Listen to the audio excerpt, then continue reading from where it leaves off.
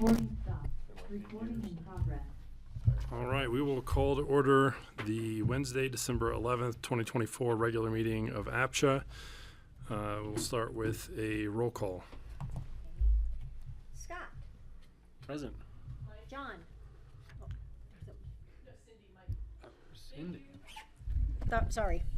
John. John who? Which John? Oh. John Ward. Present. John Doyle. Here. Kelly. Here. Carson. Here. Ward. Here. Thank you. All right. Have no agenda amendments, so we'll go next to public comment. Is there anyone online or in person that would like to make public comment?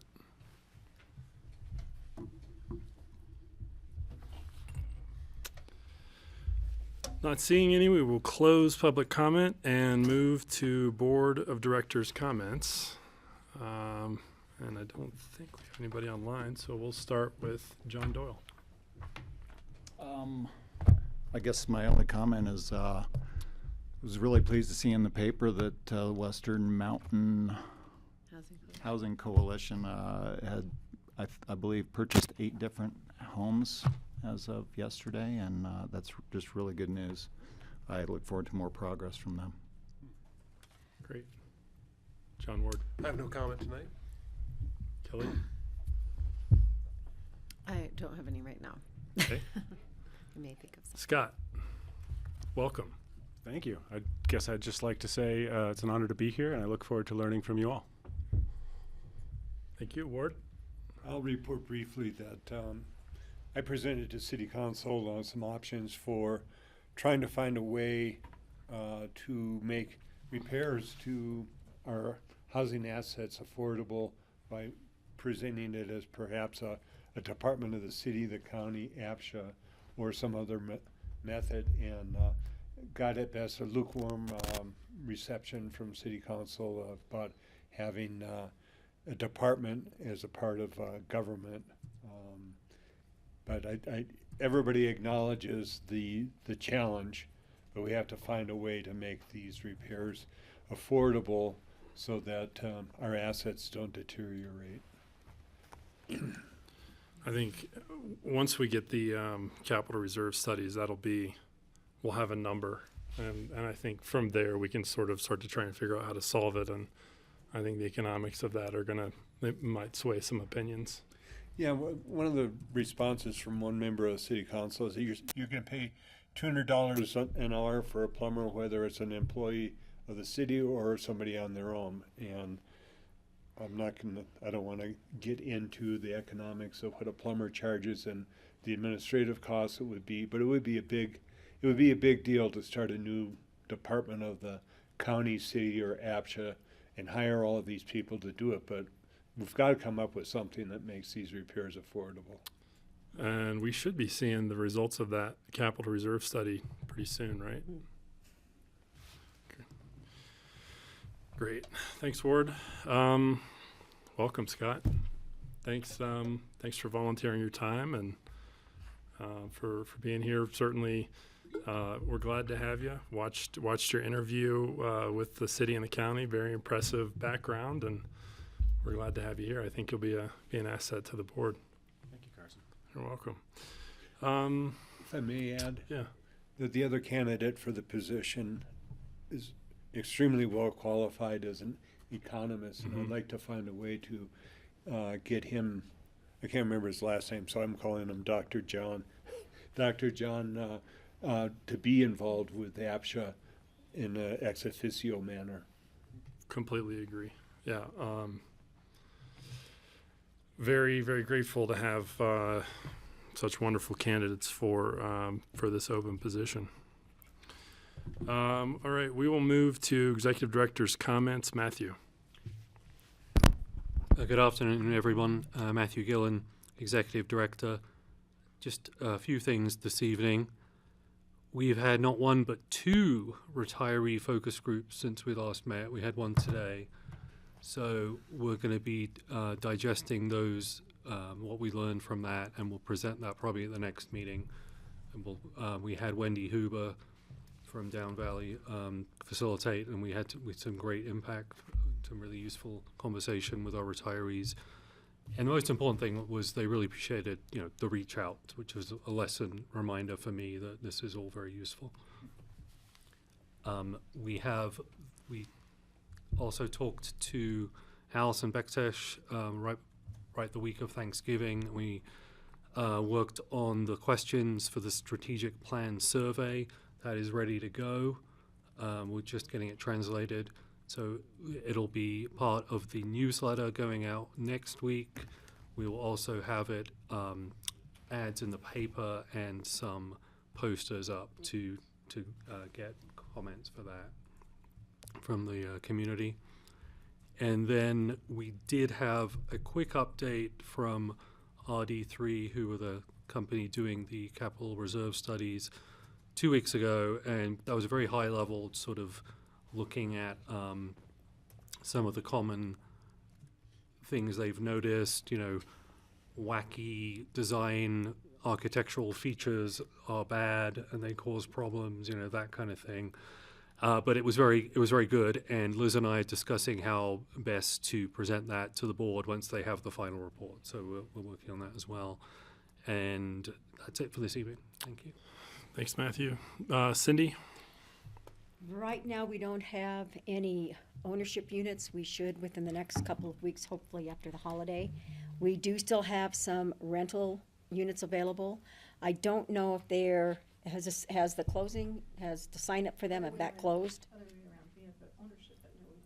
I didn't think we were advertising anything new this week. Last week it did. Okay. So what I would highly recommend is to just go on our website, APCHA.org, and sign up for notifications, and you'll be able to see what ownership units come up for sale. Did I hear Centennial has their insurance, their HOA insurance is lapsed or was canceled? That's something I that do we not have know. heard, but not, Oh, I don't it's not been verified. No, I know it's verified. Okay. But I think hopefully they found another insurer. Somebody else to insure them, yeah. I know that we have one Falls that's out, right? This that's is going through the sales HOA. process right now. So, we'll know what happens within the next week or so, because I think it's supposed to close pretty soon. Okay. Did the carrier drop them and Drop the HOA, yeah. they were unable to find? They haven't found it yet. I think they have somebody, but we'll see. It's kind of a big deal. I think that's part of the issue with Centennial, is finding an insurer. I mean, we're having issues, big homes are having issues too, but they've got other. Well, I don't think that that's just with insurance isn't just with Centennial, it's where we are. We're hearing a lot that insurance is doubled or tripled for most of these HOAs now. Mhm. Or you try to go to somebody else, and as long as you stay where you are, you're okay. But if you try to go to somebody else or check with somebody else, they're not gonna agree to That's the world we're insure living in. you, yeah. Is that wildfire risk? Is that I the believe that primary- that's most of it, is the wildfire risk. In town, I don't think so. I think it's more cost of insurance, cost to be insured. Cost We to live in an replace. area that wildfire risk is gonna play into it. Mhm. But, I mean, everybody's insurance rates are going Right. up, and so when you go to renewals, they're gonna experience some hits. John, have you heard if that's the case with the Centennial rentals, or just the ownership? I haven't heard anything on holdings? the rentals. Okay. I think that's in the capital reserve study. I think that's going to be a big factor in a lot of these HOAs with just the rising insurance cost. Okay, we'll move to the consent calendar. We have 2 items: minutes of November 13th, 2024, and approval of Resolution 7 for the 2025 budget. Did we want to separate these, or is there a motion to approve them both? I'll move that we adopt the consent calendar. Okay, we have a motion from Ward, I'll second. second from Kelly. Any discussion?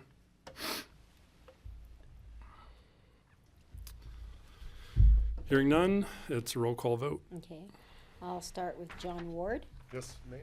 Kelly, Yes. Carson, Yes. Ward Howenstein, Yes. and Scott. Yes. And then just for Scott's certification, we did have a long discussion about the budget back in the summer, so we're not just rubber stamping it now, so, Good to know. yeah. Yeah, and I think that you saw the city budget too. I did. In- Yeah. Okay. Moving along, we're way ahead of schedule. The election of officers. So 3 positions, chair, vice chair, and treasurer, correct? I will lead off. I have been the chair a couple of years, but I don't want to hog the chair. So I will nominate John Ward for chair. I'll second that. I didn't even miss a meeting. You know, I'll let Ward look at these. Great. No further discussion. But you're not gonna pull an LBJ, are you? If nominated, I won't run. If elected, I won't. No, I'm not young enough for that. I missed that politics altogether. Discussion, please. Kelly. Carson, I think you've done an excellent job. If you wish to stay in the role, I don't feel any. No, I look. I mean, like I say, I mean, I've done it. Eloquent writer. I've done it Great for. job in the paper. I've done it for a couple of I years. mean, you and- write me back a lot faster than John writes me back. So, you ready to step down? What? No, I mean, I just, I mean, I'm happy to serve. I just want to be cognizant of the fact I've done it for a couple of years, and so. Well, do you wish to be chair, or would you prefer Carson to be chair? Well, I was going to nominate Carson, but he beat me to the punch, so I'll do it. Great. I'll So nominate him for vice chair then and miss meetings. great. So it is a roll call vote. Okay. John Ward? Can you vote for yourself? Yes, you can. Yes. Kelly? No. Thank you. You want me to put down no? Yes, I think Carson should Okay. stay chair. Carson? Yes. Ward? Yes. And Scott? Yes. All right. John is now chair. John is the chair. John, do you want to nominate We the don't coach? change seats tonight, do we? Yeah, we changed seats right now. Wow. Okay. You Well, have I to, can stay here. We can do it from here. yes. Okay. You have to continue to now nominate vice chair. Well, all right. Nomination of vice chair for the APCHA board. What positions were we nominating? I didn't pay attention. Vice chair and Vice chair and treasurer. treasurer. Treasurer. Okay. I will accept nominations for vice chair. I'll nominate Carson. Second. Discussion? All those in favor? Are we going to do a voice We vote have to do again? voice. Yeah. Roll call? So I'm going to go the other way. Scott? Yes. Ward? Yes. Carson? Yes. Kelly? Yes. And John? Yes. All right. Next position is treasurer. Who it is right now, just to let you know or remind you, is Francie. I thought I was treasurer. No, the last year when we nominated, because Francie wasn't here, you guys voted for Francie to be treasurer. Sounds like a great position. Who's not here? Well, I Francie. want to be cognizant of your guys' terms because we need one. I'm term limited. I'm out in April. And you're running. Yeah, and I don't know what's gonna happen. Francie will be here for 4 years. And she's not here, so let's nominate her. Apparently, she's done a great job as treasurer. I'll nominate Francie. I think that's fair. I'll second that. Roll call Very vote? popular. Okay. John Ward, Yes. Kelly, Yes. Carson, Yes. Ward, Yes. Scott. Yes. Okay, Great. thank you. All right, next item on the agenda is hearing officer interviews. We have 3 candidates to interview tonight. First one I've got on the list is Tom Snyder from Kutak Rock. So John, I'm yes, gonna sir. I'm gonna escort the others outside, and I'll take them back and forth during. Okay. If that's all right. Perfect. Yeah. Is there any overview on process you No, want? they approved it under before the, they- with I the. didn't come up all with a here. process. I thought we could ask questions. We've got They decent approved resumes. consent calendar and. I didn't have a formal process Cindy, on what's- this, but What's the guest password, wireless password? Is it King County welcome? cares. They have it written down someplace. Is it under your keyboard? what do they need to Is leave? that it? Oh, that's reserved for the press. I knew they had it written down someplace. Well, What's it say, I guess Lucy? it's Pitkin Cares. County cares. Oh, okay. Pitkin County First, I think cares. the Got best it. caring. The other. Do they? Okay. The traditional seat. Excellent. Good evening, everyone. Welcome, Tom. Welcome. Thank you. Appreciate it. I didn't have a formal process. I don't know if you have a presentation that you'd like to speak. You have it was a nice presentation that we've got in our board packet. We reviewed last board meeting as well. I don't know if board members wanted to have questions. Why don't you give us kind of a down and dirty introduction, and then we can go to questions. All right, that makes sense. So good evening. Again, my name is Tom Snyder. I'm an attorney in Denver. Well, I used to be in Denver. Now I'm splitting my time between Denver and Basalt. And I work for a law firm called Kutak Rock. So it's an honor really to apply for this position and meet you all, and I appreciate the time. Just from are you commissioners, or do I address you as commissioners or board members? Your Highness is fine. Okay, well, yeah, I will. Yeah, to get the job. Directors, Commissioners, did you? directors. Directors, okay. I'll make sure and do that. So, I'm a litigator primarily. I've been doing commercial litigation for 30 years, and I have a specialty in municipal law in large part. My current clients include City of Denver, City of Aurora, City of Greeley. I've done work with the Aurora Economic Development Council. I do represent some housing authorities as well, not the Aurora Housing Authority. I've done a lot of work with Putter School District and other just municipal and local government entities on the Front Range. A little bit in the mountains. I've represented Creed, I believe. I'm trying to think of any other mountain towns I've done work. Steamboat briefly.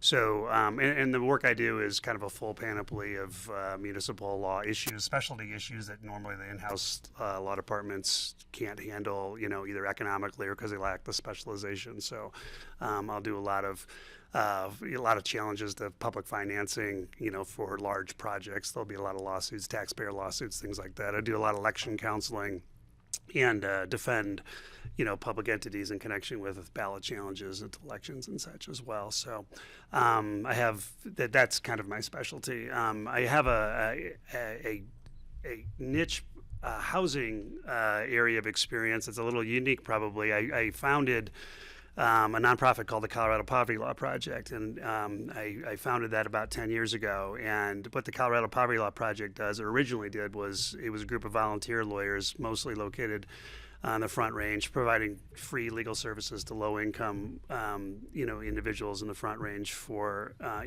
mostly in housing matters. A lot of landlord-tenant law, but a lot of some other issues as well. Some mortgage foreclosure and things like that. And so we would match. The need for this is the housing crisis grew there and everywhere. Was even before COVID was just overwhelming, and it was exhausting the resources of the traditional legal services providers like Alpine Legal Services, I think up here, Colorado Legal Services, generally statewide. So we kind of stepped in to help fill the gap on a volunteer basis. Well, once we did that, the volume became overwhelming. There was such a need, and then when we headed into COVID, that need just grew. So we, orchestrated some fundraising to grow our organization so we could put some people on staff. And it really just snowballed into something I never envisioned, but I'm so proud of. So today we have about 25 employees, 15 lawyers on staff. I'm the president of the Poverty Law Project. We have housing navigators who assist people whose housing we can't save, place them with alternative housing. We have legislative personnel who do a lot of lobbying at the Capitol and sponsor legislation to kind of level the playing field, in our perspective, level the playing field between landlords and tenants. you could argue we've been a little too successful recently, but anyway, we've had a lot of obviously tenant-friendly legislation coming out. So, in connection with doing that, I've developed a lot of relationships with community partners in the Front Range and in the mountains. Both on sponsoring legislation and in finding legal resources for individuals. So I've really developed a pretty robust knowledge of housing law, and certainly, the laws that that you are governed by and that you administer are very familiar to me. We do have in Denver deed restricted housing. I mean, it's not anywhere near the level on a percentage basis that you have here in Denver, but we do have deed restricted housing there administered by the city, and so I have worked with Denver on some issues that have arisen in connection with that. I think I put an example of a case I took at Denver's request, representing one of the individuals who was going to be foreclosed on their deed restricted housing. He was a disabled individual who really didn't understand the process, and we were able to reverse the foreclosure, reverse the eviction, save his home. It was a wonderful story. So that's kind of my general background. I mean, I am a litigator by nature. I've served as an election officer for the city of Loveland. I had one or two cases come through there. That's probably the extent of my experiences in serving like in an arbiter role. I'm mostly an advocate, but I obviously, having advocated for 30 years, I understand the process, judicial processes very well. I'm familiar with the rules here, and I think I do an excellent job. And lastly, and I'll conclude here, I really want to do this because we moved to Basalt, and so I'm still unfortunately splitting my time a little bit more than I'd like, between Denver and Basalt. The goal is, mid next year being up in Basalt 100% of the time. My wife is definitely in Basalt. My daughter has a job at Aviator Nation. I'm picking her up in an hour. I mean, she's here, my wife's here, and I'll be up soon. And so I was excited about this job because I really wanted to get involved in the community up here, make contacts, and see, what I could do in both as a hearing officer, but if there's other, positions that I could fill with my skill set. So that's why I'm here, and I appreciate, you listening to me. Cool. Thank you, Tom. Do we have questions for Tom? Kelly. Thank you. Nice to meet you. I appreciate hearing about all your history, and I imagine we have some similar contacts because I do work down at the legislature on a lot of housing-related policies that we advocate for from Pitkin County's point of view. I'm curious I'm looking at your cover letter, when you're referencing your service as an independent hearing officer for Loveland, is that related to the election matters that you just described? Yes. Okay, thank you. And then what is the work you're involved in with the city of the Aurora Housing Authority? What does that look like? That's an ongoing lawsuit right now, and I can tell you a little generally because it probably would interest you as well. So the Aurora Housing Authority, and it is the board members are chosen by the mayor to serve consecutive terms, and once they're instituted by statute, you can only be removed for cause, and there has to be a process and a hearing associated with that. The mayor of there have been some issues. From the city's standpoint, there have been some issues with some lack of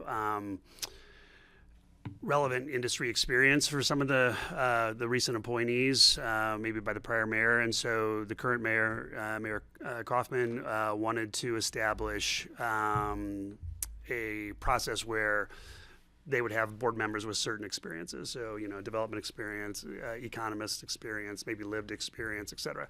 So they passed an ordinance that essentially staggered terms and put in these qualifications, and they put it in immediately. So what happened is that shortened the terms, the terms of some of the individual board members. So the Housing Authority has sued the city of Aurora, saying that's all fine and good. The mayor obviously has that power under the statute, but you can't shorten term limits because that's effectively removing board members for without cause, right? And so it's essentially a dispute over statutory construction. Can or cannot the mayor do what he did? And that's where it's sitting right now. Okay, interesting. And then I think my final question is, sometimes our hearing officers have received criticism from members of the community relative to being accused of having a profile as an advocate rather than a neutral hearing officer. So I guess I wonder how you would balance that. Yeah, I mean, as a lifelong litigator, I mean, you're applying a lot of facts, and I've been the victim of lawsuit losses, I suppose, where I felt like all the equities were on my side, but unfortunately, the law might have cut against me, and you just take that. And in other cases, I've probably worn the black hat in the litigation, but I've had the law was favorable for me and I won. And that's just the way the law is written. And so as a hearing officer, I assume I would take some sort of oath, but even if I didn't, I would apply the law to the facts. There'd be no public pressure. There would be no biases. There would be no, what I would like to see happen. Because, I mean, that's my job. And, I don't think the hearing officer is the last word on this anyway. I think if anybody disagrees there's the judicial route to appeal. So that's what can happen. But I come in with no predisposed biases. Thank you. Other questions? Yeah. Sorry. Since you're living in Basalt, would you have what I call 3D in-person presence for hearings, or do you want to do a Zoom or 2D virtual meetings? So my preference, and I would want to take into account, how practice is currently done here, and I would want to know, how the housing authorities, individuals who present this do it, and if there's any compelling reasons to do this by 2D, by Zoom. I would take that into consideration, disabilities, et cetera. But my strong preference is in person. So yes, if it's up to me, I would schedule all of our hearings and any preliminary matters in person. I want to thank you for your activity with CPLP. I think it's a very admirable endeavor, and obviously it's got some traction, and some I'm sure that it's been beneficial to a lot of members of the community, so thank you for that. Finally, and this is kind of along what you just answered, but you've represented both tenants and landlords, it sounds like. Yes. And so, but also the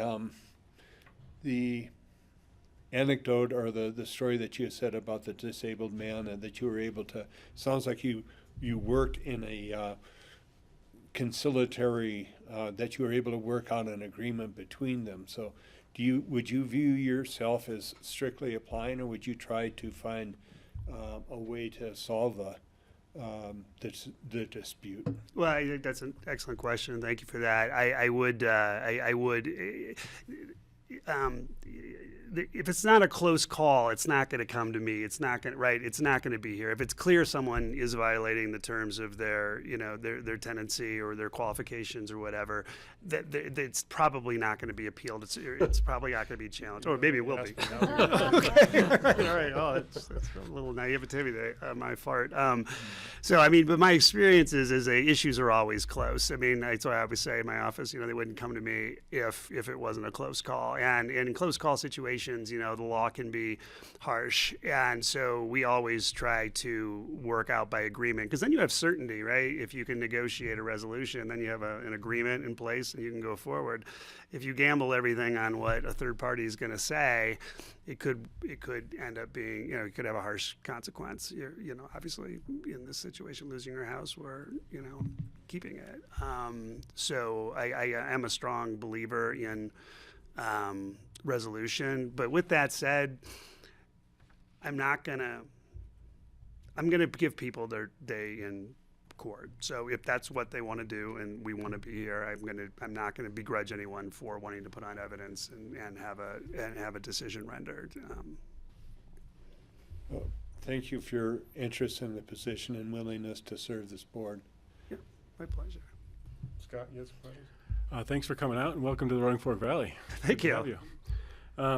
So it sounds like you're trying to transition to the Roaring Fork Valley full-time by mid-2025. Yes. My question is about Section 1 in your application here. You said that you would serve as the main point of contact, but Kathleen Guilfoyle would potentially be an associate based on budgetary constraints. I was wondering if you could elaborate on that. Right. And thank you for asking that. So I don't know, and I suppose you don't know either, the volume of work that's going to be generated out of this. My sense is I mean, you hope it's none, and if it's a lot, then perhaps it's a lot.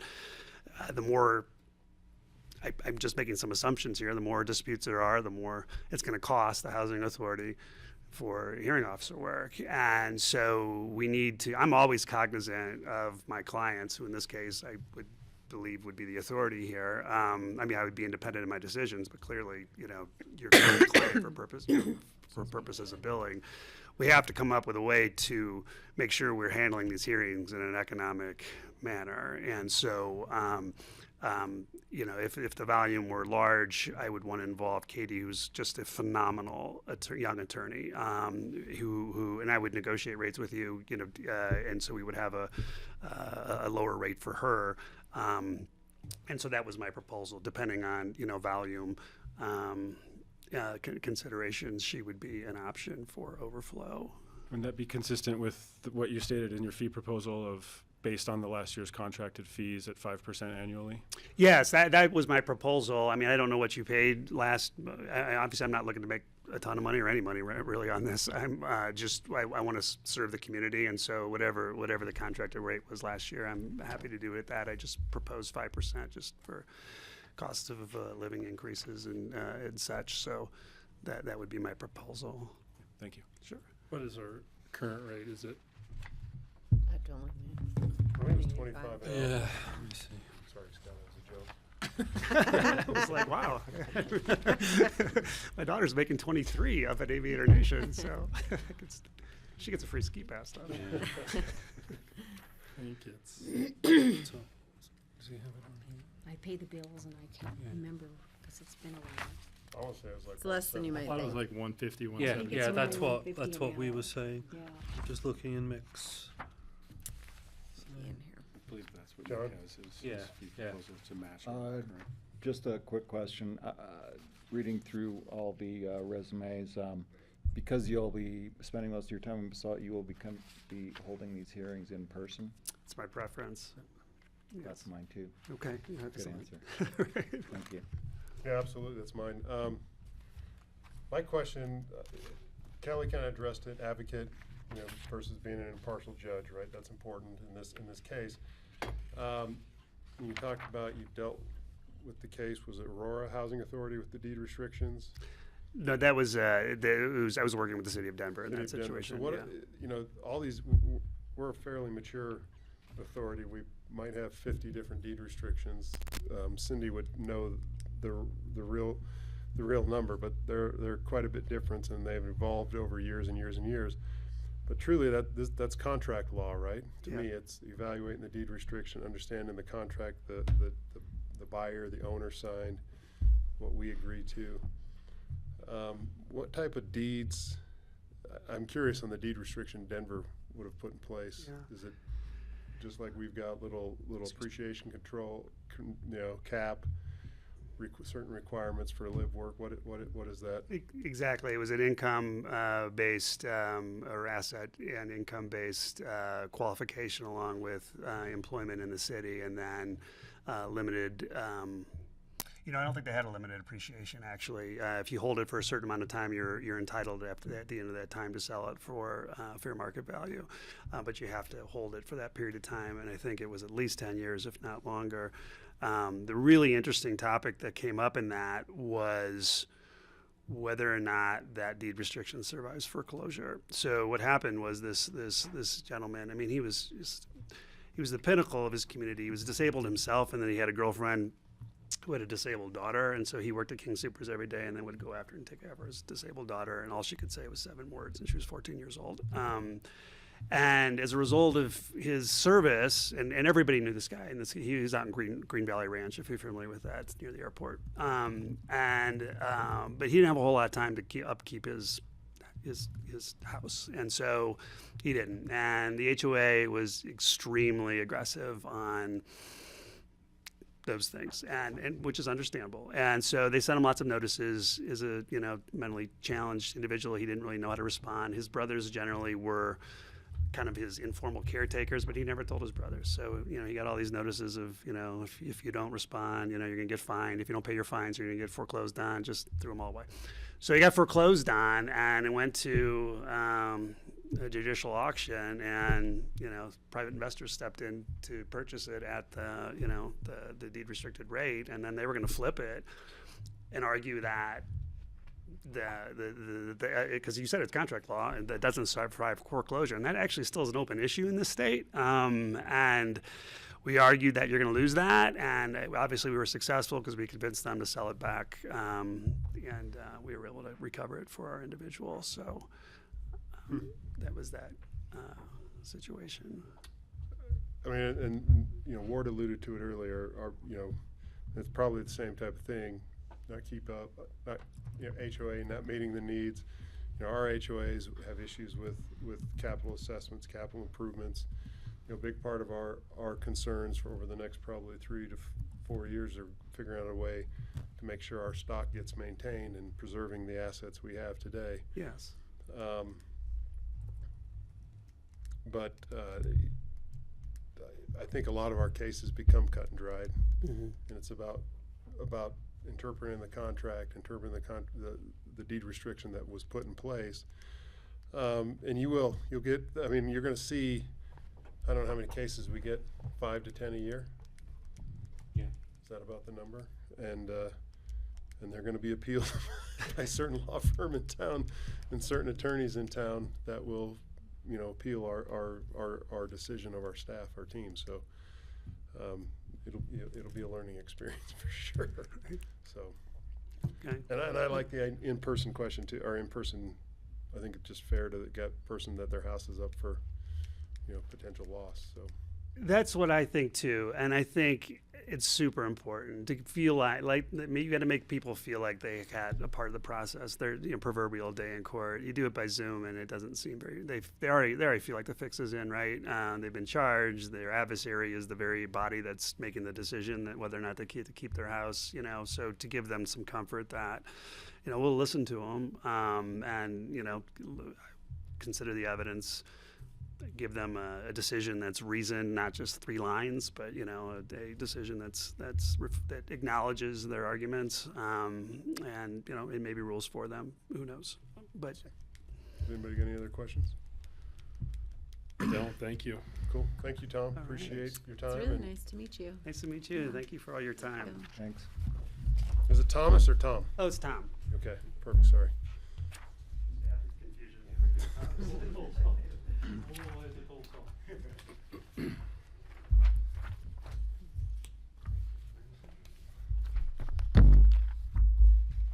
Tom Smith, Tom Snyder, Yeah. Mick That's Ireland, That's Ireland why I had to ask. Stapleton. I'm like, oh gosh, Yeah. the next guy's Tom too. I mentioned that to him. Yeah, it was- I was introducing myself to him. And we got a Mick, a Tom, and a Tom Smith, and one of the Toms is part of Ireland. Right. Yeah, we already do have, our lawyer is Tom Smith. Okay, we got to bring it back to Kevin Bacon though. How do we do that? See, Tom Snyder lives in Basalt near. Email to him saying we already had a schedule. So hopefully. Thank you. Tom, welcome. Good afternoon. Appreciate you being here. We've got your packet in our file. I thought maybe you could give us a brief kind of introduction, synopsis of yourself, and then we can go around the room for some questions. Terrific. Congratulations on your Oh, heated thank you. election. I'm sorry that it wasn't unanimous. I'm Tom Downey. I'm happy to see that the other Tom walked out. He looked unscarred, so I appreciate being here. Thank you for this opportunity. I've been an attorney for over 30 years. My focus is on the regulatory side. I've been in government and private sector, and I represent a number of government agencies, so I like being on both sides, representing clients in front of the courts and agencies, as well as representing the agencies themselves. My guess is that Tom and the former mayor are tremendously qualified. I like to think I am too. If I'm in your position, the thing that I look at then is how do folks act in the process when you're hiring a plumber for your earlier discussion or an attorney. They are at a certain substantive level, but then what are the things that either drive you crazy or let you remember them in a positive way? It's returning phone calls. It's being responsive. It's turning things around when you're supposed to turn them around. So first, I hope that my application shows that I'm qualified for the position. What doesn't come out is I have been the client before, whether it is hiring a plumber or an attorney or anyone else, and being responsive, turning things around, how and when you say you're supposed to respond, that is something that is important. And then the next one is demeanor and how folks are treated. Even though the hearing officer and ALJ, we sit, I'm a hearing officer now in other ways. I am an arbitrator, the American Arbitration Association, and in previous positions, including running Denver's licensing department, I would, while most of the hearings that we had, disciplinary hearings, licensing hearings, rulemaking hearings, were farmed out to ALJs or hearing officers, I did conduct as many of them that I could myself. And it's demeanor and how you treat yourself, even when that arbitrator or hearing officer, ALJ, judge is supposed to be a kind of third party. It is reflective on the agency itself, and I think that's very important. So I hope that was enough without taking up too much of your time with an intro. Anybody got questions? Yes. Yeah, if you're a hearing officer, it sounds like from that you would conduct the hearings mostly by Zoom. Is that your preference? It's my preference, but of course I could be here in person. I have one case. I don't know how many there are. I'm currently a secondary hearing officer for you. There was one that was scheduled for tomorrow, and that one was set via Zoom. We got an email from the respondent's relative. I've been traveling. I don't remember if it was yesterday or the day before. There was a medical emergency, so that's been rescheduled. I just submitted the order today and responded immediately when we received that. So I am happy to be in person or remote, whatever is the preference of this association or the parties. There are some parties I know as a practitioner, because most regulatory hearings switch during the pandemic to being online, even if they're down the block from me. But I know that as a practitioner, sometimes it is better to be in person, just being able to look people in the eye, the demeanor, and so I'll do whatever whatever the parties need, including this agency. And then you mentioned that there's one case, but you're the secondary hearing officer for APCHA, but haven't actually heard any cases yet? No, it's been 4 years. That happens. I've been on panels before where Denver Housing Authority, I think it was 3 years that I was engaged by them as backup counsel until I got a case. And so that's not unusual. But yes, now 4 years later, I have my first one. And travel time, you would charge half of your billable time for travel to come to an end? I think I put it You said quarter. 25%. Yeah, I think 25%. Okay. Thank you. Really quickly, just to add on to that, is that 25% of your standard billing rate or the discounted rate that you would No, be of the charging discounted rate. Kelly? Hi, Tom. I think you and I worked in Mayor Hancock's office at the same time. I worked for Monica Lang while you were dealing with all of the marijuana licensing. Ah, yes, I knew both your name and face were familiar. Oh, thanks. Well, nice to see you. Can you explain to me, not knowing the difference or how they're related, arbitration work and hearing officer work? Like, how are the roles similar? How are they different? Sure. I'm luckily not engaged in the legal field all that much personally, so. Well, congratulations. Yeah. I remember as a junior associate, my first legal job after I clerked for my judge, had a huge trial. When we were done, we won. And the client at the celebration said, "Tom, I love you. So happy that everything went our way. But if I had known how awful litigation would be, I wouldn't have done it. No offense to you." And I took no offense, but that has stuck with me. Litigation is awful. It's a difficult thing to go. I started my career as a complex civil litigator, and also did the regulatory and the administrative hearings, and then moved fully onto the other side. An arbitrator is a private judge. The parties decide either by contract in advance or by agreement later that rather than going through the perhaps more expensive and longer route of the government judges, the regular court system, that they're going to have a private judge do it. And arbitration versus mediation, arbitration just means that the decision is final. Mediation is where you're trying to get them to come up with an agreement on their own, and I do both of those. A hearing officer is a judge hearing officer or administrative law judge. The terms are used simultaneously. Hearing officer or administrative law judge, it is a quasi-judicial function for an administrative agency. So if you go to the DMV because there's an issue with your license, it's going to be an ALJ or hearing officer that hears you as opposed to a court judge that's hearing criminal and civil cases. Does that answer your question? Yes, thank you. So just to latch onto that a little bit, in my opinion, and I can be wrong, and correct me, hearing officer really, in our case, is black and white, right? Arbitrator, there's gray area, you're trying to come to some resolution. And as a hearing officer, you're interpreting what our staff would have interpreted our rules to be, our deed restriction to read. Somebody's appealing it, you're hearing both sides of the case, and it's a black and white decision at that point, isn't it? Right. You're saying yes or no. Yeah. So a mediator gets the parties to come together and creates an agreement among them, but no one is forced to accept it. If they agree, if the mediation is successful, great. If it's not, then it's not. An arbitrator or a hearing officer or a judge or an administrative law judge, their decision is the decision. Okay. It's black and white, as you say. Okay. Great, thank you. Other questions? And you haven't tried a case for us. I just want to, and this kind of hinges on what I just said earlier. You know, we've got contracts.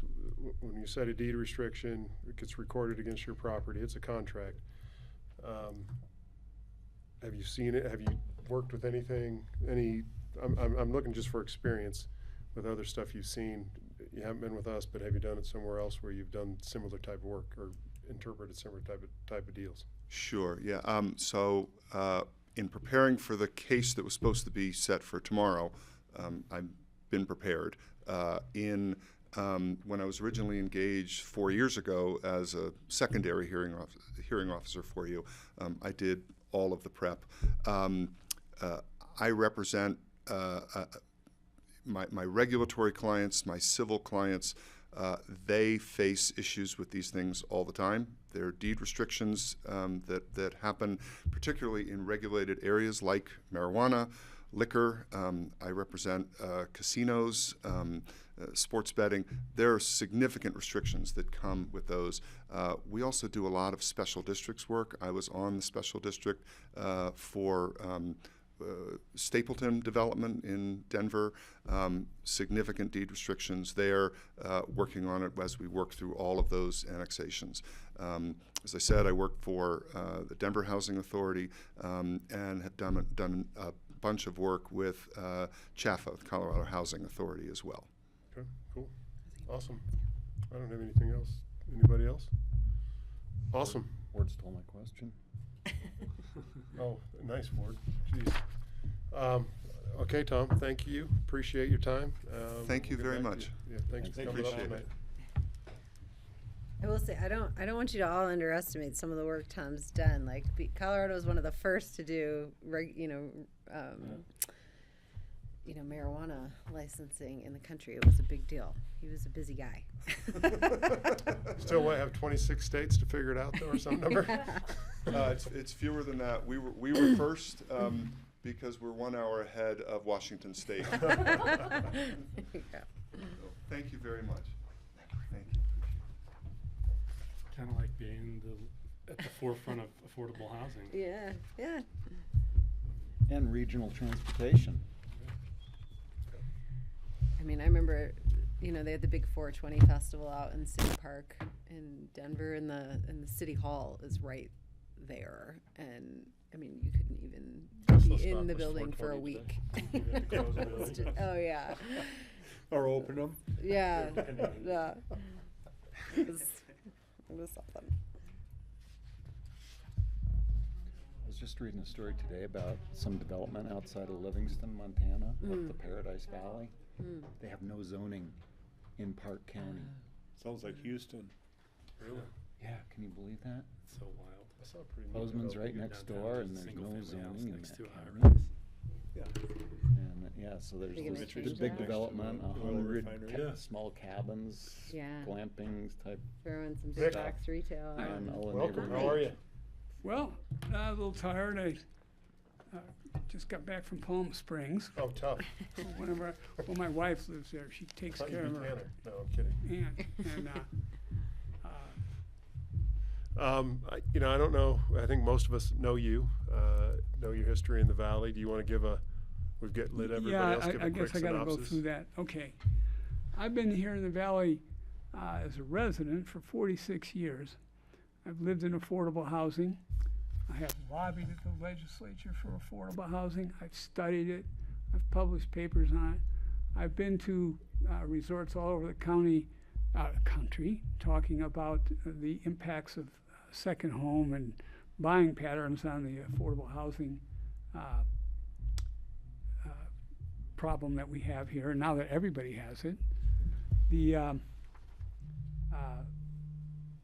I've studied the length of residency and the turnover rate in affordable housing, and I was surprised when I did that study that about 38% of people in affordable housing are gone at the end of a decade, and so are the residents of free market housing. I'm familiar with the problem of retirees. I am one, my neighbors are, and my neighborhood, it's like work camp. I think we have two genuine people who you would consider retirees. I feel in doing this job, I have created accountability for the voters because they're not hesitant to stop me on the street and tell me what they think of a decision and share their outrage at some of the things that I've had to rule on. And I recognize as a resident of affordable housing, as a policymaker on affordable housing, having sat on that side of the table and having had to kick people out of their units back when we had elected officials as part of the housing board, I feel that I understand what the stakes are. And what the stakes really are, if you lose your unit, you're basically voted off the island being the Roaring Fork Valley. There is no Plan B, basalt, Plan C, Carbondale. It's out. And nonetheless, in all the things I've been asked to adjudicate, I have decided in favor of this board's position and been ratified by this board. And it's a hard thing to do, but it's a necessary thing to do because we have to balance people's individual rights against the need for the system to protect itself from exploitation. And that's difficult. I've made some suggestions over the years. Currently, affordable housing applicants have to sign an affidavit saying they know and understand the rules. And that was a big deal back when I was a commissioner because people would come in and say, well, I didn't realize they had to do this or be here 9 months or 6 months or 12 days. So that was a step forward, and you could say, wait a minute, you understood this, you signed off on this. I suggested, and I believe the staff has implemented the idea of using tax transcripts to verify income. I'm familiar with people who have, what they do is they take a 1040 form, they fill it in, they Xerox it, and then they submit it as though it were their tax return. And as a staff member, you know, unless you've got a lot of tax background, you're not going to pick up on that very easily. I personally was involved in the Meyerstein case, which has come to you in a different form now at the Aspen Highlands. I lobbied on the floor of the House. One day a year they allow citizens to come on the floor of the General Assembly, and I did, and I knew exactly who I needed to talk to. A member, the swing vote on the real estate committee, as it were, in the House, had voted against our attempts to codify the results of the success in the Meyerstein cases. And what I persuaded her was two things. One, a practical thing. You can vote for this in committee and then satisfy your constituents, who are many realtors, by voting against it on the floor. That's not new. But the other thing I told her is, we won't have very much development of any sort because we don't want zero development, but the community governments, Pitkin County and the city of Aspen, are going to be loath to make deals if their end of the deal, their half of the loaf of bread, can be taken back after the fact as rent control. And that's what you're dealing with right now in a case. I won't go into detail, but it amounts to a tying contract. The MAA, if you don't take more than 2 months, we won't rent to you. And of course, that's a century-old concept, tying contracts, making somebody buy something they don't need as a means of buying what they want at the price that they need to pay. Hey, real quick on that. Okay. I'm gonna Go ahead. 'cause you got me- That's what we're here for. This is probably inappropriate, but makes me wonder about short-term rentals then too, right? I was going to that too. Yeah. I actually, I've done a study on short-term rentals. Some of you have seen it. But what I did was, it sounds technical, but it's not if you do this a lot. We geocoded voters in the city to their residences. And then we compared the change in that geocoding over 10 years to see how many people still live there. And we had the census data, which comes in blocks. And blocks are the smallest census unit. They're not necessarily a square block, but they're a small piece of geography. There's 1,300 or something in the county. What we were attempting to do is see how population had changed in neighborhoods where there was a proliferation of STRs. And what I found was that the majority of the blocks lost both voters and census population with the onset of STRs. That technique is also, I have suggested to staff, available for cross-checking the use of ownership units by people who don't live in them. Ownership, and then they rent the unit out. Now, that's not as common as some people would claim it is, but if you've gone door to door a few hundred or a few thousand or 20,000 times, you know sometimes you're talking to people who don't own that unit. And they don't know what you're talking about. And that technique is available to do that en masse. You don't have to go to every door any more than you had to go to every door in the STRs to see what population happened. So I've had experience talking to thousands of voters about affordable housing over time. As a member of the board on that side, as a hearing officer, as an elected official, as a writer. And I think I have a special or unique insight into the needs of this community and how they are changing over time and the factors that are driving that change. And so most of the hearings that we have are not Brown versus the board. They're fact-bound determinations.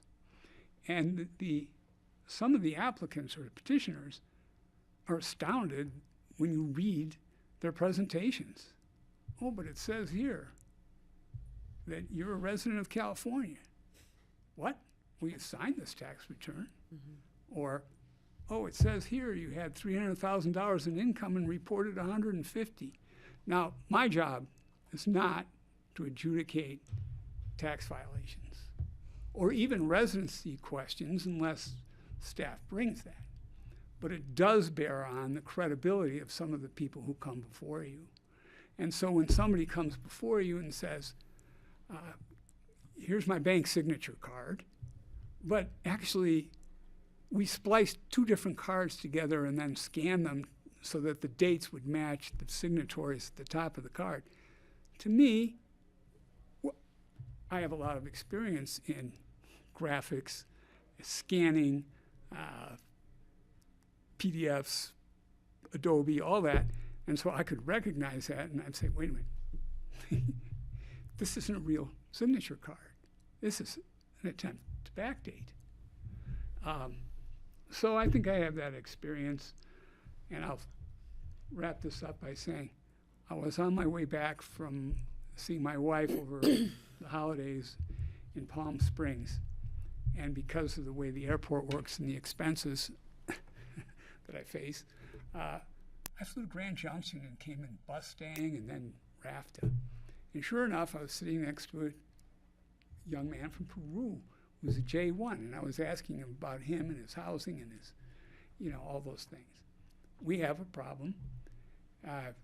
You have an enormous burden to carry in balancing, creation of housing versus enforcement. That's a huge burden, and I don't envy it for you. I've been on that side when we had two people that got a divorce and we had to decide who got the unit.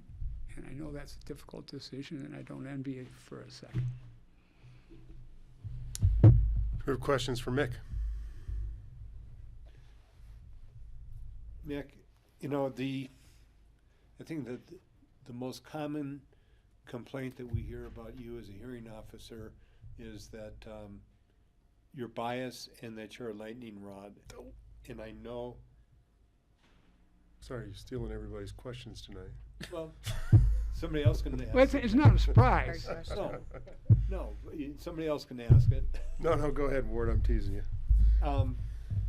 And I think that the question of bias has been upheld in courts, so that although there's an appearance of bias, and because of your positions, the articles you've written, and your activities, that's still being presented that you're biased in your outlook.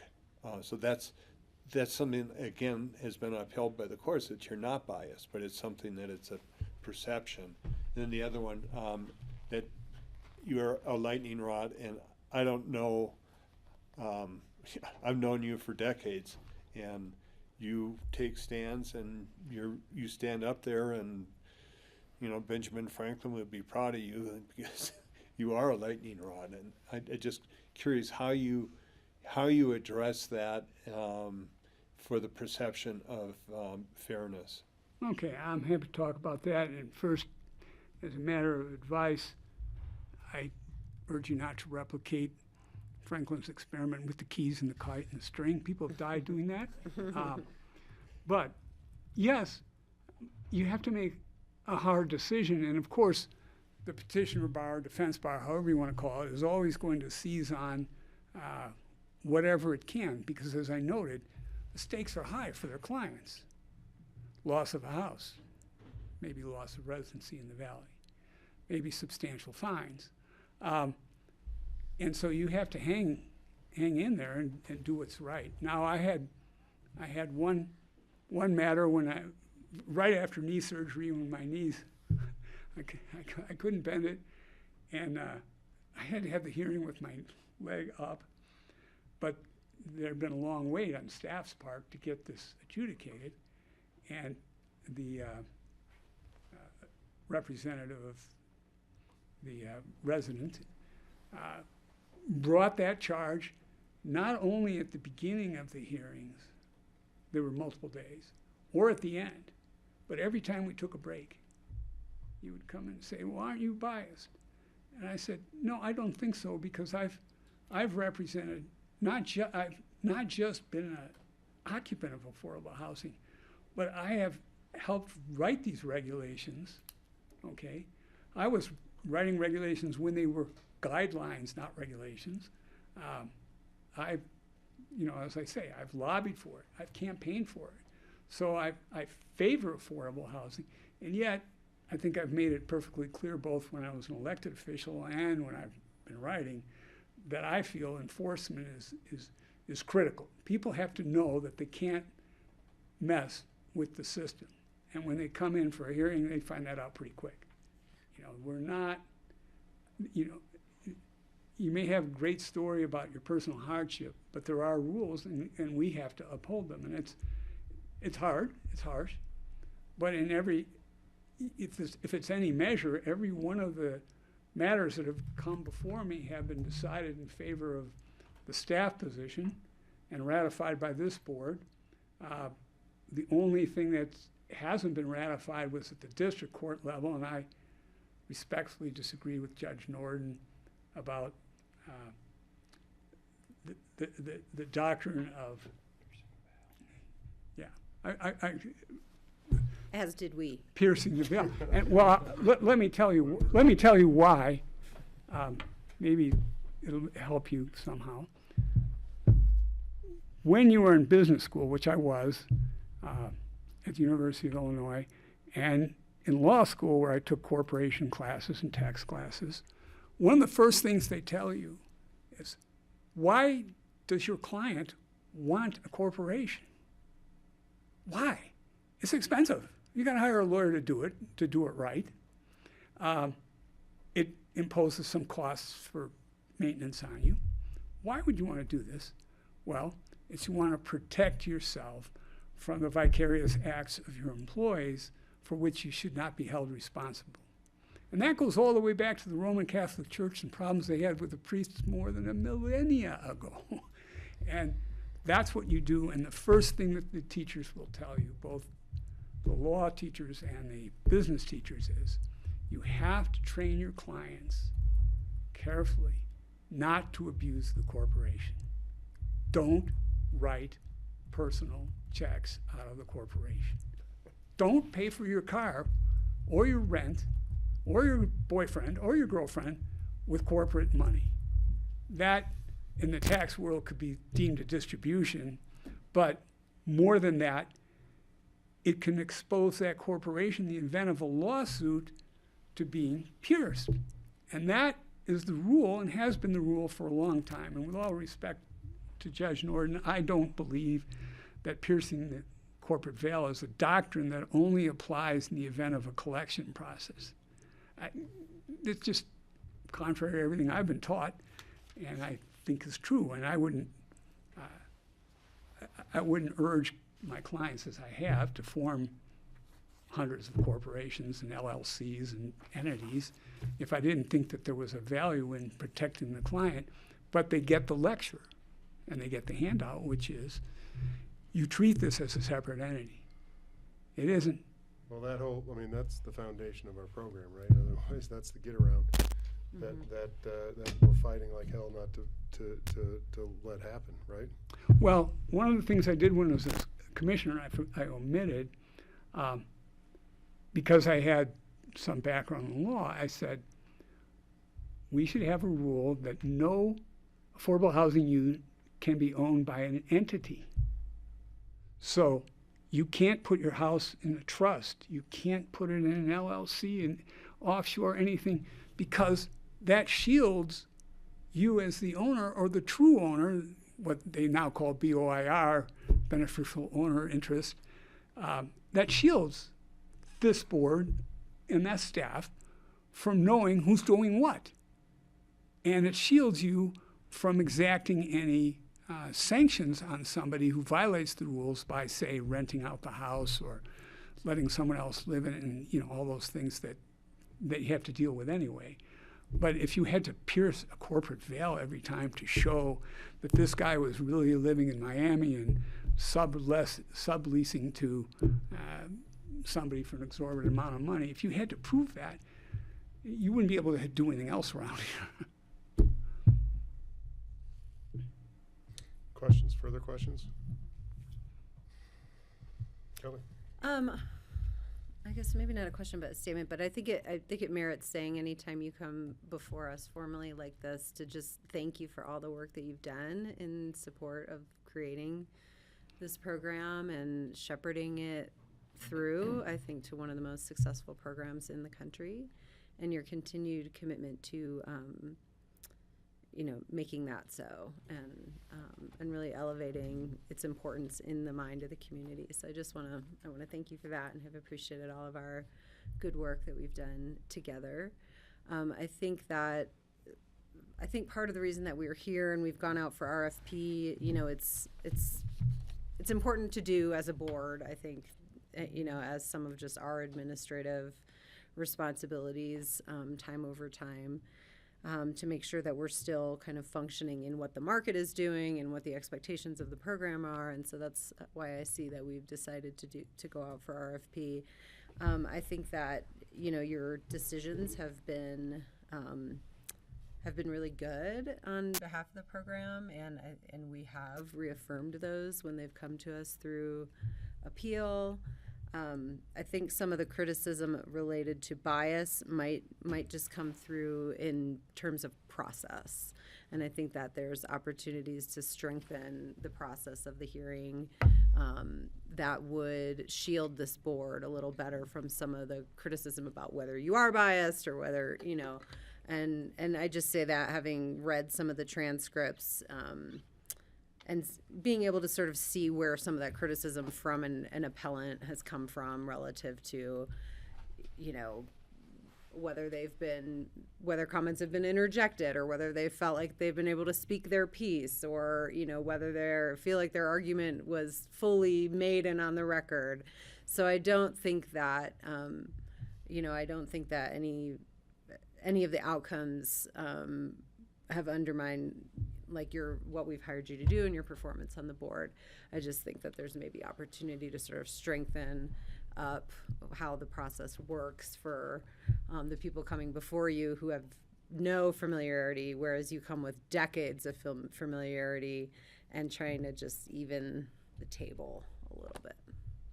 Well, That's my perspective. Kelly, if I can respond briefly to that, I've been around Idaho, New York, whatever, talking about housing, and your program is the envy of most of the nation. We have 4,113 voters living in affordable housing. I can't count. Non-voters are squirrely, but I know that because I counted them, each and every one. I geolocated them, and I counted them, and I matched them. That's a big program. And when you go to other places, they don't ask you about anything we've talked about today. What they want to know is, how did you do this so that we can do it? How did you do it? And I was part of the campaign to do the real estate transfer tax, which is a big driver. And some of the campaigns and some of the legislation that required affordable housing as a mitigation for the impact of free market and second home conversions. And Kelly, I have to concede there are issues running any meeting, and especially a meeting when you have zealous advocates for the petitioners who are not hesitant to interrupt or talk over you. Mm-hmm. And if you look at the rules for hearing officers, I don't have the power to sanction them, And I certainly wouldn't say, well, your client is guilty as charged because he's rude. I can't do that any more than I can say your client is guilty as charged because her tax return is out of line. I can't do that. I have to stick within the lines of my authority, and that basically limits me to, the facts of the case. And I just more or less have to put up with, somebody wants to come in after every break and tell me I'm biased. Every break. I have to just say, okay, you made your record, and let it go. And that's hard, but it's what you have to do. We don't have discovery here. And there's a tension between getting something done and another 6-week delay while somebody, produces a tax transcript, which is why I'm glad you did what you did, that change. But there's a delay there. And to delay is to deny. And some people just want to play for the denial or the delay, because if they can carry it on long enough and appeal it long enough, they can prevail without prevailing. And that's unfortunate. And stay in their house longer. But I don't have control of that. I can't say, well, we're going to recess for a week while you bring in more materials pertinent to what I've asked you about. Well, much like Thanks the for that case you insight. alluded to, I mean, you aren't the end-all be-all, right? Right. So if somebody's gonna appeal, we may appeal. In the one case, they'll stay in their housing, own that property longer than they probably should have to begin with, but. Well, thank you. Yeah, I mean, I would just echo what Kelly said. I mean, I think, the work on the citizen, like or the census block and tying that to the impact of the STRs. And I mean, that's something that I would say anecdotally has been my experience, but it's just an anecdote without data. And if we don't have somebody out there digging through the data and putting it together, it's hard to make that argument. So thank you for everything that you've done. I'm happy to share it with you if you don't have a copy of the memo, but there have been so many more changes since COVID, it probably has to be redone. I just want to thank you for your vigilance and your efforts on really shepherding our housing program from its infancy to what we have now. I think this board realizes that you do have this polarizing quality, unfortunately, but it's my belief that everything that you've been accused of, you've been vindicated by this board and by other people. So, I think your participation in our community has definitely benefited our community a great deal. So thank you. When they're, John, some of you already know this. There's an old saying for lawyers. When you have the facts on your side, you pound the facts. When you have the law on your side, you pound the law. And when you have neither, you pound the table. And That's right. there have been some fairly outrageous table pounding. And a judge can say, okay, you're going to stop that, or you'll be downstairs with Michael Buglioni's crew. I don't do that. I can't do that. But some people are used to just like running over whatever's in their way, and they're not going to stop talking. I mean, you can go through the transcripts or listen to this stuff. I've gone through the transcripts, which wish that I had been there to see that. Well, but some of these cases actually do have an outside chance of derailing our program. And I take that very seriously. I think the one with the piercing the corporate veil case is potentially a lethal threat. And the reintroduction of the Meyerstein argument using a time contract instead of a cash payment is another direct threat to the housing program. And people, I don't argue my case to the voters, but people come up to you and say, I'm glad they did something about that, because you get ink, I'm glad they said no to that. And yeah, you have to. I think ultimately, it's just my opinion, it doesn't matter because I'm no longer a party to the case. I think you will be upheld on the piercing the corporate veil case. I hope so. We sure hope so. We all hope so. I agree. One more question, Mick, if everybody else is done, I'm not taking the wind out of somebody's spinnaker. No. There were some complaints and lengthy delays between when when the rulings were rendered. Is that behind us? I think it is. When I first started, when I had the corporate case, and when I had some misbehavior at Truscott Place, I was recovering from knee replacement, and so that slowed down everything I did. And I was fine for doing a hearing, but I had to be fairly gentle for a while there, and I'm sorry about that. And I did make an effort because I know people were concerned. That came back to me, and I tried to expedite the rulings. Now, when you have a transcript, it's a lot easier than when you don't. And transcripts take a long time to turn around, or sometimes aren't available. And we had a multi-day hearing with somebody, and and I had to go through the videotape with the witnesses back to the camera, which made it really special. Because when I write the opinion, I want to quote precisely what was said. I don't want people saying that, I just made them look bad. This is what you said.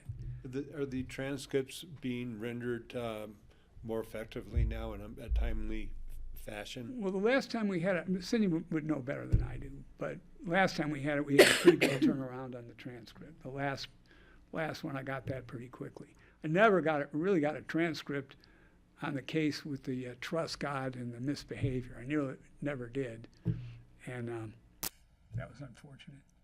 But you need those. You need those because you want to be sure what you heard, especially if it's decisive. And people bring in I'm a hearing officer. I'm not a district judge. I'm not even a city judge. Here's my evidence, sir. Here's Exhibit ZZ. Manure on the wall, right? And you need to read those things. Mick, thank you for decades of service. Yeah, to bring it back to Benjamin Franklin, to pardon the bad is to injure the good. And so thank you for all the service that you've done in protecting such a great program. Okay, I have a question for you, Scott. Yeah. You're younger than the rest of us. Is this whole thing with just one T at the end of Scott, is that like cool now or something? It feels like it should say Scott at Woolley or something. I get that a lot. I was a namesake for one of my father's best friends who passed the week I was born, and so nice. I'm lucky to have the name. Very cool. Cool. Well, thank you, Mick. Appreciate your time. All right. Well, thank you all for your service. I know I was on a housing board when we elected on a housing board, and I know that you go through a lot of tedium to get to the core of what you really want to address. There are budgets and personnel and new rules and all kinds of angles. And what you really care about is this, but what you have to do is that. And I'm pretty satisfied. I feel that what I have written has been fully and fairly reviewed by this board, not rubber stamped at all. And I don't feel that anybody can say that I've acted as a rubber stamp for this group or for housing residents. It's hard when you interpret contracts correctly to go on the other direction, right? And that's what this is all about. Yeah. Interpreting that deed restriction. And we're still that when things are around long enough, the meaning, the accepted meaning of a word changes. And if you've read it, you all read Shakespeare, and the way he uses a word and the way we use it, you're like, that's gross. And so, yeah, words can be slippery things. But I feel I have an asset in that having helped form the rules and knowing what they intend to do helps me interpret what they say. I know what you're trying to get at when you're trying to keep people from creating, for example, a chain marriage. I marry you, you get the deed, I leave, that. that is, when you've written this and you've been around it, you're like, I get what we're doing here, you know. This isn't too tricky. Awesome. Well, thank you, All Mick. right. Appreciate Thank you time. for your time, and carry on with your work. I'm sure, Merry Christmas. yes. See you over there. See you over there. Yeah. Take notes. Short. Counting on you. Where are you guys going? I gotta go to a core event. Oh, I'm That's already right. a little late, but yeah. Maybe I'll see you there. And Scott and John, Where is it? good luck with whatever electoral plans you come up with. thank you. I've been there too. Thanks, Nick. Randy Udall's gonna speak at 6. Great. All right. Mick, I hope you're done with knee replacements. You've had a few. I've had them both replaced. Me too. And, yeah, I'm a double. I know. I wish Double my dad would get on replacement, man. board. We're doing both at the same time. The leg is strong, the legs are strong, but they're not fully flexible. Just do it. So I can run, but it's like 15 It's painful to see you run. I played basketball with the basketball team 6 months after. You did? Yeah. I rode maroon bells 2 months after. I saw. Awesome. Yeah, I skinned up Tyack about 2 months after. Well, it took me 40 years to really, Still operating on original equipment. it took me 40 years to Ow. road the original equipment down. I mean, it's See y'all, seriously the only friends. thing about my Yeah. dad. Happy holidays. Thanks, John. His health is good. Getting He done. goes to the doctors. He goes to Action all. milestone. Like I'm just like I'm Accident. worried about him falling and like hitting his head. Like Oh, that's yeah. the only thing. Are we deciding tonight, or what are we doing? Because it doesn't look like on the agenda. Is this, we So- interviewed him? It's up to the chair. Whatever you, it's up, completely up to you guys, what you want to do. It's not staff-led in any way. I think we got time. Your time. So I'm happy to open it up to discussion. I We think can have an executive session this Does evening. John Doyle Yes. wanna weigh in at all? Hopefully Tom can get on. Okay. Well, I'd like to have this as I don't think we need an executive session. I think it should be a public No, discussion. that's it, just a Yeah. different executive session. Oh, I know. Yeah. I think we should have this as a calendar agenda item, next meeting, Okay. to make a decision. And, you know, we can all have our opinions. We can kind of mull over what we heard tonight. And then decide next month. Okay. Right? Yeah. I think everybody okay with that? Mm-hmm. Okay. Just to let you know, just to remind you, it's January 15th. Just the That's first, another, The first Wednesday is on the 1st, which is a Oh, holiday. I was planning to be here. And you can I'm be not. here as much as you want. The building will be locked and we will not be here. That's fine. I think that's fine. So next meeting, we'll have a 45 minutes or whatever for you guys Yeah, to make a I decision. think Okay. half-hour agenda item to have Okay. a discussion. All right, so the next item on the agenda is executive session. Do I have a motion to move into executive session? For the purposes of a conference with APCHA Attorney Tom Smith, for the purpose of receiving legal advice under C.R.S. Section 24-6-4024B regarding the Moore family PUD deed restriction. And I make that motion. I'll second. I don't see Tom on here. I'm just calling him. We have a second? Or we have a second? Hey, Tom, it's Matthew. We're ready to go Voice into vote, exec session. Cindy? Roll call? Yep. Okay. John? Okay. Yes. Karen will let you Yes. in. Carson? Cindy, Mike. Okay. Yes. Carson. Ward? Okay. Yes. Thanks. And Scott? Yes. He's All right, gonna we'll move into executive session. We'll Let him give in 5 when he- minutes to set when the he room pops up, up. clear the room, whatever we need to do, and then we'll start.